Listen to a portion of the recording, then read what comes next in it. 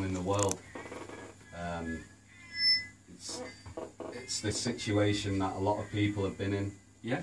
It's not just this song, it's other songs I've wrote as well. It's just more real life. I mean, you see, we were just talking then while it was on about, you see when music's getting released now, it's the same vibe: money, women, cars, watches. Exactly. People, not everybody can live that kind of life. People need to get back to reality. And, it's true. And some things need light shedding and been made more aware of. Okay. So is that what basically makes you want to make this type of material? You want people to kind of get back to reality and thinking real things instead of thinking too many dreams. There's that. No, I mean there's that as well, but there's also trying to give a voice to people that haven't got voices. Trying to show that there's a light at the end of the tunnel. Okay. Trying to show that through my own past experiences and coming out and trying to give back through music and showing people that nothing's impossible. You know, you can get there. So I don't want to get too deep, obviously, into your own experiences, but if I am allowed to ask you, if I am allowed to ask you, what are the experiences you've gone through? Because that track, it just, if a lot of people are actually listening to that track and be real with themselves, it can actually relate to a lot of people out there, can't it? Yeah, it covers a lot of issues in one track. You because the video is on YouTube, it's doing well. When you listen to the song, you get a picture in your head. It's a stereotype. It's about people's perception. You know, you think it's a young girl that's going the wrong way in life. You don't see the circumstances behind it. Whereas the video, and I'm not going to give too much away, I'll let people check that out. But the video shows a whole new story. You know, a different side of life of what goes on behind closed doors, what leads people. Definitely. The drugs, the alcohol, and such, and abuse. And abuse is it's a hard subject to try and bring into a song or a video, but I think we did that professionally and managed to capture the right images. And it is having an effect on people. So obviously your influences must be coming from just like real life, reality, things that have happened in your life, or things that you're actually seeing other people go through as well. Yeah, I'm just sort of lucky in the fact that I can take on board what I see and straight away put it on a paper, you know, and I've always had that ability. And there's a lot of issues, like I say, I'm not like Bono trying to save the world, but I wish I had his money. But no, it's just trying to connect with people, realness, keeping it real and honest and true to myself and others. Right. What would you say your music is similar to in the music industry at the moment? In the music industry, if there is anybody. I mean, that's the thing. I don't want to be like anybody, but at the moment, I'm not really seeing it. In the past, you can go to the streets. Maybe mine's more real life. I mean, then you go further back. You've got Tupac and Biggie, whereas I'm not trying to be them or emulate them. You can't come close to them guys. But Tupac was a visionary. He's seen, and he had a knack of taking in what was around him and putting it on paper and letting people that wouldn't be in that situation in life know what was going on in the world. And Biggie had the ability to tell a story. You know, he's one of the best storytellers there is for me. You know, so them type of people do influence me because through the music they've helped people. Yeah, they have helped a lot of people, millions of people in the world.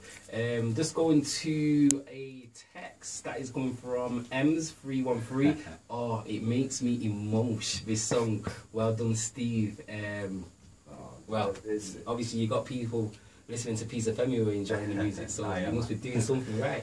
We also got one from 166 saying Steve's beats are wicked. So thank you. Talk about the beats as well. Are you writing and producing, or are you just doing the writing side of things and leaving the production to somebody else? Yeah, with this track and the other one we just released, Water Waste, is produced by Dan Fable. He's a young producer, very talented guy. We sat in the studio and said what the song was about, and he's took that and then come up with the beats, and he also did the video as well with it. In the future, like we were talking, I do want to keep pushing boundaries. I want to change it. I mean, the Water Waste, which is the other song that's out. Which I will be playing in the next couple of weeks. Thank you. On the show. I know 2-in-1 show's a bit cheeky.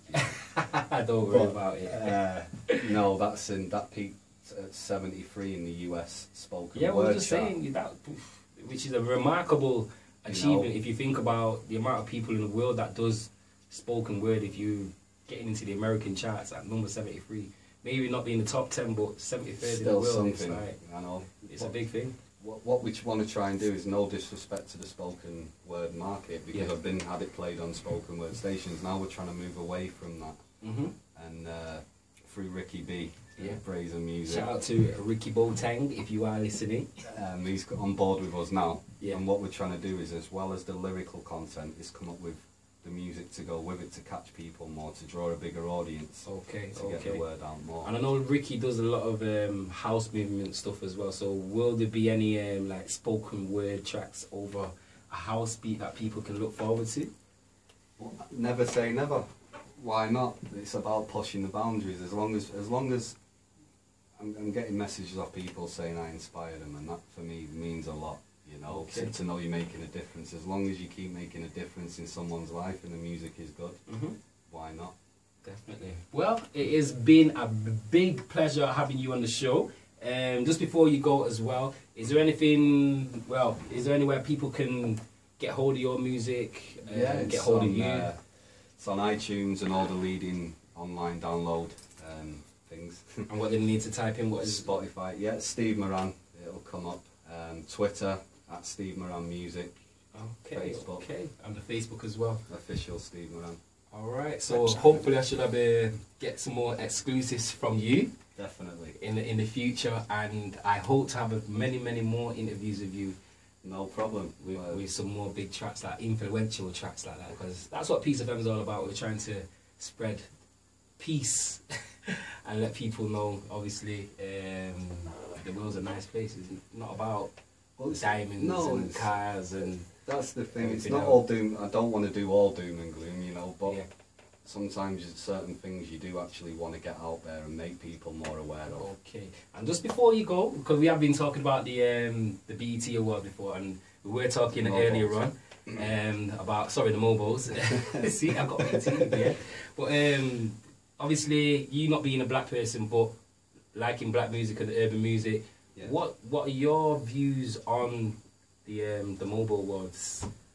Honestly, I think it's got worse as the years have gone by. Yeah.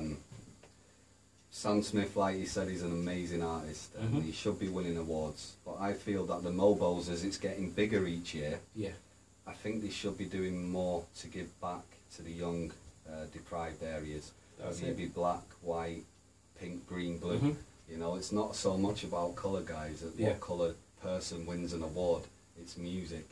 And people should embrace good music, but I do feel that these bigger companies and these awards should do more for the younger kids that are coming up, this generation now, and put the money that they're making into that and work with them, you know, and there's so much talent out there that... I think what most people were